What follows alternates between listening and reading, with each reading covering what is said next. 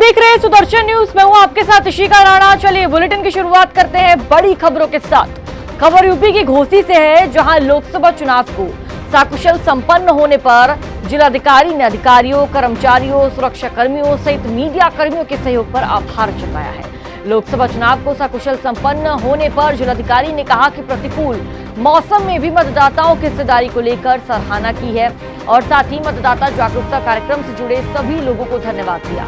लोकसभा सामान्य निर्वाचन 2024 के दृष्टिगत निर्वाचन क्षेत्र 70 घोसी में पूरी निर्वाचन प्रक्रिया निष्पक्ष, पारदर्शी एवं सकुशल ढंग से संपन्न होने पर जिलाधिकारी ने पूरे चुनाव प्रक्रिया से जुड़े समस्त अधिकारियों, कर्मचारियों, सुरक्षा कर्मियों का आभार व्यक्त किया। और इसके अलावा उन्होंने स्वीप कार्यक्रम में चलाए जा रहे मतदाता जागरूकता अभियानों का इलेक्ट्रॉनिक, प्रिंट और सोशल मीडिया में व्यापक प्रचार प्रसार होने पर समस्त मीडिया कर्मियों का ही आभार प्रकट किया।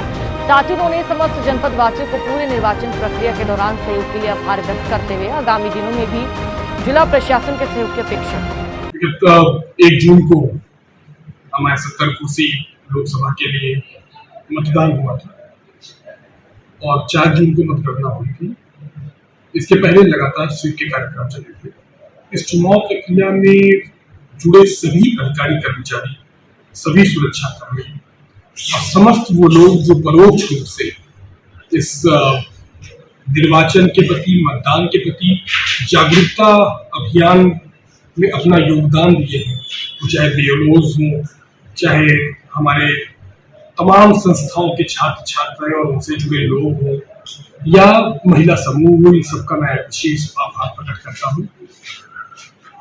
मीडिया कर्मियों ने भी लगातार सहयोग दिया और निरंतर किसी न किसी रूप में यहाँ के मतदाताओं को निर्वाचन के लिए लगातार जागरूक करते रहे कि कैसे हमारा एथिकल वोटिंग हो और हमारा वोटर टर्नआउट बढ़े। उन्हीं सबके प्रयास का परिणाम है कि तमाम प्रतिकूल परिस्थितियों और ऐसे मौसम के बावजूद मतदाता बाहर निकले और जो रिडक्शन वोटर टर्नआउट पे हो रहा था वो मूव में नॉमिनल रहा, काफी कम रहा, जिसके लिए मैं पुनः सबका आभार व्यक्त करता हूँ। विशेष रूप से ऐसे मतदाता जिन्होंने लगातार इंक्लूजन के पॉइंट ऑफ व्यू से विशेष कार्य किया, जैसे हमारे ट्रांसजेंडर्स के वोटर टर्नआउट में जबरदस्त उछाल देखा गया। पिछले बार वो संख्या नगण्य थी और इस बार 1/3 लगभग टैग्ड वोटर्स ने वोट डाला। दिव्यांगों ने भी कई जगह सुबह ही वोट अपना डालने का प्रयास किया और वोट डालने में सफल रहे। चलिए रुक करेंगे अगली जानकारी की ओर। तो देखिए, कानपुर से खबर सामने आ रही है, जहां पुलिस कमिश्नर की नई पहल, हर थाने में बड़े अधिकारी अब सुनेंगे। आपको बता दें कि कानपुर पुलिस कमिश्नर अखिल कुमार ने 17 थानों में कमिश्नरेट के राजपत्रित अधिकारी जनसुनवाई के लिए नियुक्त किए हैं और अब ये सभी अधिकारी प्रत्येक सोमवार से शनिवार दोपहर 12 से 2 तक थाने में जनसुनवाई कर जो भी शिकायतें आएंगी उसका त्वरित निस्तारण करेंगे। दरअसल पुलिस कमिश्नर अखिल कुमार द्वारा पिछले 1 महीने में जनसुनवाई में प्राप्त शिकायती प्रार्थना पत्रों की समीक्षा की गई। तो वहीं कुछ थानों से अधिक संख्या में नागरिक जनसुनवाई के लिए पुलिस कार्यालय में पहुंच रहे हैं और आम नागरिकों की सुविधा के लिए एवं उनकी समस्याओं के तुरंत गुणवत्तापूर्ण समाधान के लिए जनसुनवाई को और बेहतर बनाने के उद्देश्य से थाना स्तर पर जनसुनवाई के लिए एडीसीपी और एसीपी नियुक्त भी किए गए हैं। ये नियुक्ति नहीं की गई है। 17 पुलिस स्टेशन में एक असेसमेंट हम लोगों ने किया था, जहां से काफी मात्रा में शिकायतें आ रही थी और उन शिकायतों के निस्तारण को देखते हुए जो सीनियर ऑफिसर्स जो बेसिकली उन्हीं पुलिस स्टेशन का सुपरविजन करते हैं, जिसमें एसीपी और कुछ एडीसीपी, उनको जो है वो बताया गया है कि एक पर्टिकुलर टाइमिंग पे 12 बजे से 2 बजे तक उन पुलिस स्टेशन में वो जाएं, बैठे, वहां लोगों की बात सुने और ये प्रयास करें कि ऐसी समस्याएं क्यों आ रही हैं कि इतनी ज्यादा मात्रा में शिकायत आ रही है, क्या कोई टेक्निकल रीजन है, राजस्व से संबंधित है, जमीन से संबंधित है या अन्य कोई आर्थिक अपराध से संबंधित है, और उसका उसी आधार पर निस्तारण कराएं। तो ये एक जो है वो असेसमेंट के बेसिस पे जो प्रार्थना पत्र सीपी ऑफिस में आए थे, उसके आधार पे जो है वो सीनियर ऑफिसर्स को जो है वो जन शिकायतों के निस्तारण के लिए जिम्मेदारी दी गई। चलिए बात जालौन की कर लेते हैं। तो जालौन की एसओजी व सर्विलांस टीम और थाना रेडर पुलिस को बड़ी सफलता हासिल हुई है। अंतरराज्यीय लुटेरे गैंग के 4 शातिर अभियुक्तों को पुलिस ने मुठभेड़ के बाद गिरफ्तार कर लिया। तो वहीं लुटेरों के पास से पुलिस ने 2 अवैध असलहा, 3 जिंदा कारतूस और चोरी की 2 मोटरसाइकिल समेत टूटा हुआ माल बरामद किया। जहां बीती 28 मई और 4 जून को लुटेरों ने राहगीरों से अलग अलग स्थानों पर लूट की वारदात को अंजाम दिया है। और वहीं मुठभेड़ के दौरान एक लुटेरे के पैर में गोली लगी है, जिसमें घायल बदमाश को उपचार के लिए जिला अस्पताल उरई में भर्ती कराया गया। भर्ती लुटेरे यूपी एमपी सीमा पर राहगीरों से कई दिनों से लूट की वारदात को लगातार अंजाम दे रहे थे, जिसको लेकर पुलिस ने कार्रवाई की है। आज दिनांक 6/6/24 को एसओजी सर्विलांस टीम और रेडर पुलिस की संयुक्त टीम द्वारा रेडर लगामपुरा रोड पर चेकिंग की जा रही थी। चेकिंग के दौरान 2 बाइकों पर सवार अभियुक्तों द्वारा भागने का प्रयास करते हुए पुलिस पर मारने की नीयत से फायरिंग की गई। पुलिस द्वारा भी आत्मसुरक्षा फायरिंग किया गया, जिसमें एक अभियुक्त घायल हुआ तथा 3 अभियुक्त गिरफ्तार हुए। एक भागने में सफल रहा। अभियुक्तों के पास से 2 अवैध तमंचा, जिंदा कारतूस, खोखा तथा दिनांक 28/5/24 और 4/6/24 को चोरी तथा लूट में की गई 2 प्लेटिना मोटरसाइकिल, 1 एंड्रॉयड फोन बरामद हुआ है। सभी अभियुक्त एमपी के रहने वाले हैं। उक्त पुलिस मुठभेड़ और बरामदगी के संबंध में अभियुक्तों के खिलाफ अभियोग पंजीकृत कर वैधानिक कार्रवाई की जा रही है। चलिए बात कानपुर की कर लेते हैं। तो यूपी के कानपुर के एटीएम से ठगी का मामला सामने आया है। आपको बता दें कि नवाबगंज थाना क्षेत्र के आजाद नगर में जू कॉलोनी निवासी एक व्यक्ति 2 जून को रुपये निकालने के लिए चिड़ियाघर स्थित एक बैंक के एटीएम में गया और उसी दौरान कार्ड इंसर्ट करने का पूरा जो कार्ड है वो अंदर चला गया और ट्रांजैक्शन में असुविधा होने की वजह से कैंसिल भी हो गया और कार्ड बाहर निकालने का वेट किया, लेकिन काफी देर तक कार्ड नहीं बाहर निकला।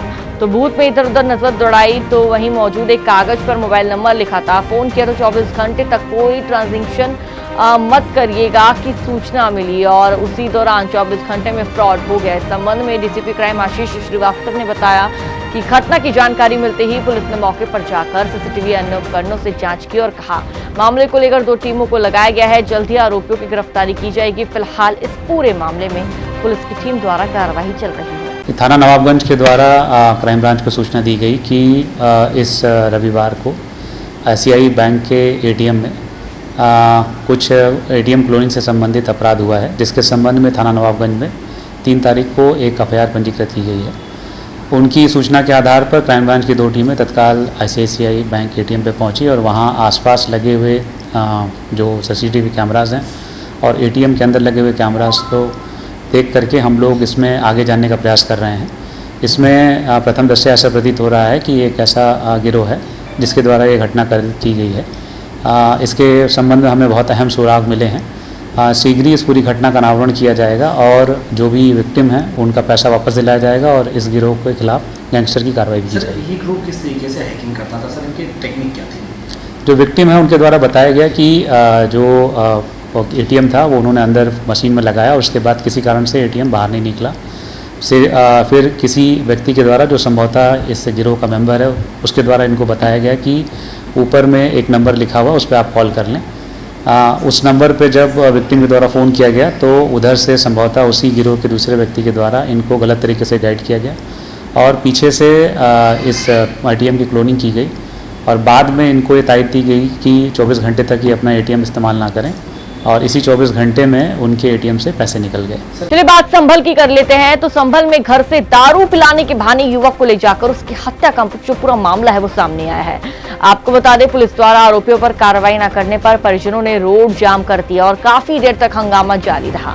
संभल में एक युवक की सनसनीखेज मौत का मामला सामने आया जहां हत्या का लगा आरोप है और घटना रजपुरा थाना क्षेत्र के गांव सेमड़ी के जंगल की है, जहां सुबह गांव तुमरिया खादर के युवक का शव जंगल में मिला है। तो वहीं परिजनों के अनुसार नामजद आरोपियों से शराब पिलाने को बुलाकर ले गए, जिसके बाद आरोपियों ने उसकी हत्या कर दी। तो वहीं आपको जानकारी दे दें कि परिजनों ने पुलिस पर बगैर परिजनों को दिखाए बगैर पंचनामे के शव को उठाकर लाकर पोस्टमार्टम हाउस भेजने का आरोप लगाया और परिजनों का पुलिस पर आरोपियों को बचाने का आरोप है, जिससे गुस्सा महिला पुरुषों की भीड़ ने राजपुरा में बबराला गांव मार्ग पर जाम लगा दिया। साथ ही मौजूद लोगों ने पुलिस का जमकर विरोध कर शव को परिवार के लोगों को दिखाए बगैर मौके से हटा देने का आरोप लगाया।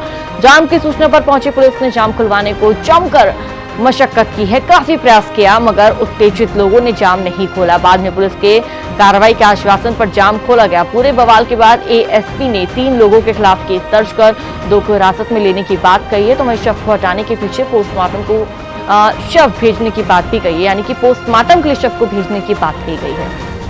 आज सुबह ये सूचना प्राप्त हुई कि थाना रजपुरा के गांव सेमरी में एक ईख के खेत में एक अज्ञात शव पड़ा हुआ है। सूचना मिलते ही तत्काल पुलिस मौके पर पहुंची और उस व्यक्ति की पहचान लालता पुत्र सोमवीर गांव तुमरिया खादर के रूप में हुई और मृतक की उम्र लगभग 26 वर्ष है।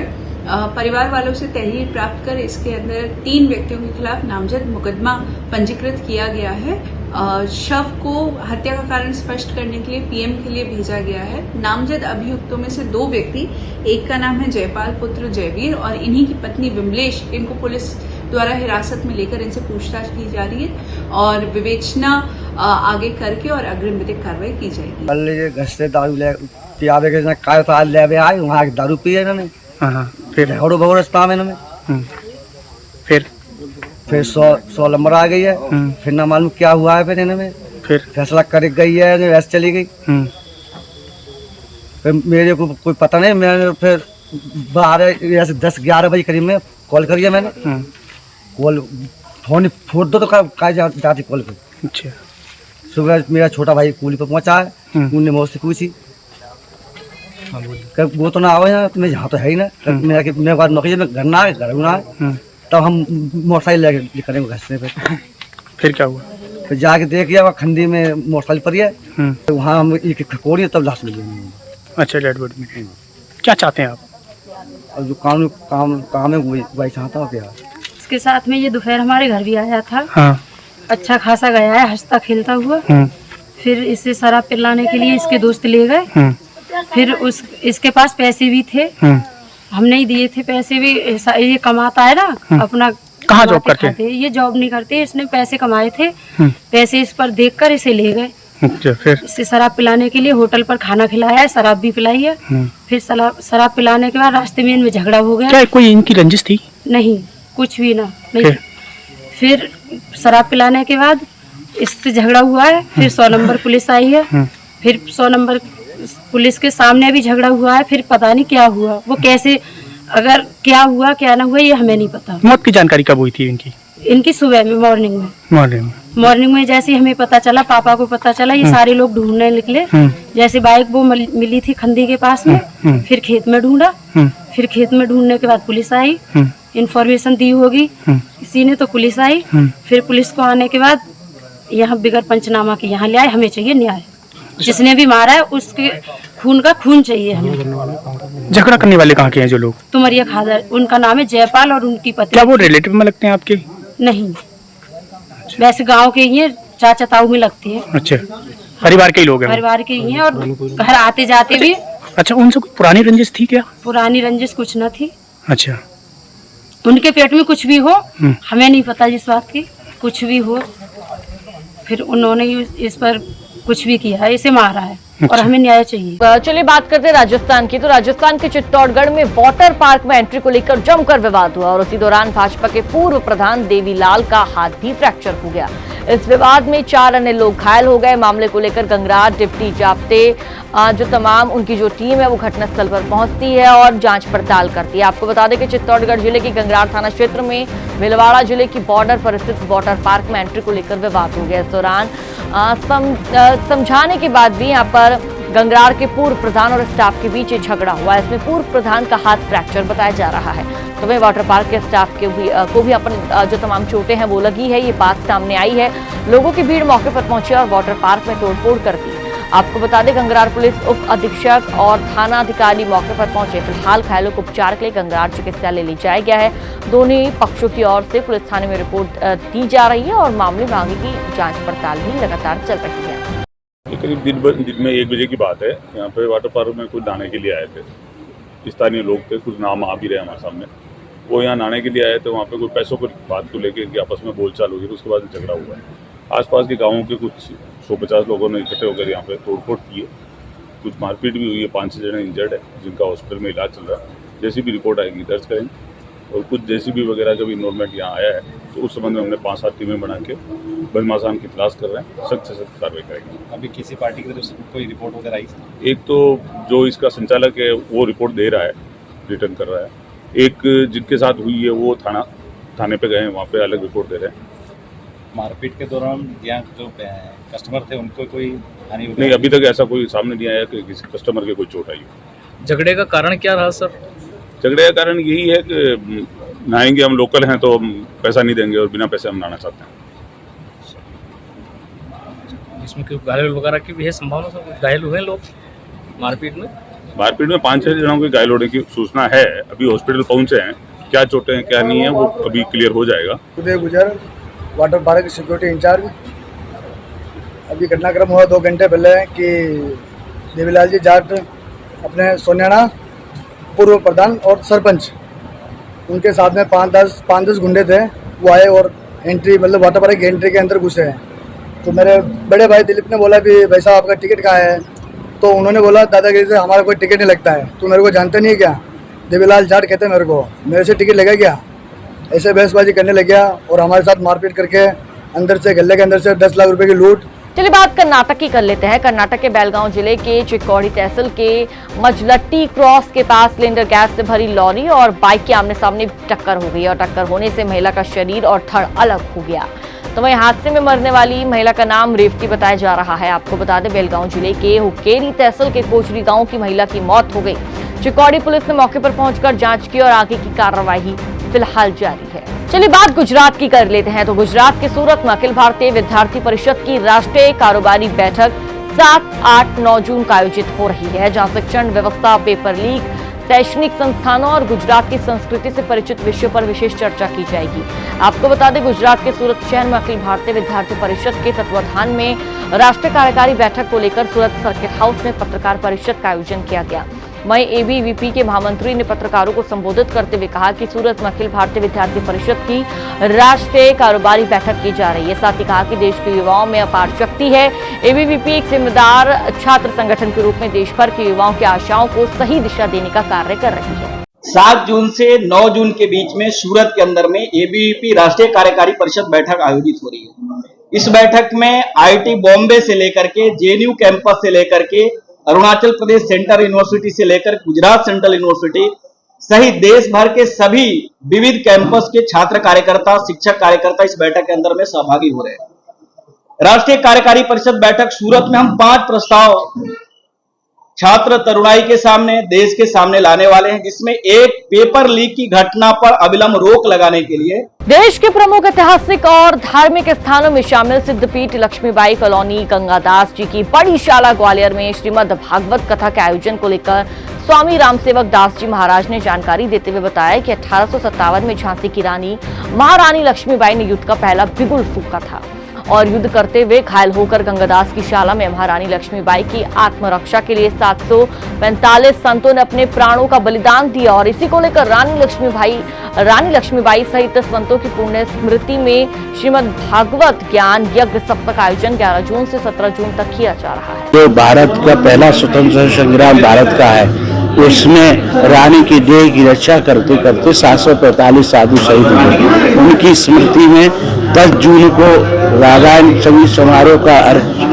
उन संतों को समर्पित करेंगे और 11 जून से 17 जून तक रानी लक्ष्मीबाई के और संत शहीदों की स्मृति में श्रीमद् भागवत होगा। उसमें भागवत वक्ता श्री 1008 श्री मदन मोहन दास जी होंगे, राष्ट्रीय अध्यक्ष निर्मोही अखाड़े के। उनके मुखारबिंद से भागवत सुनेंगे।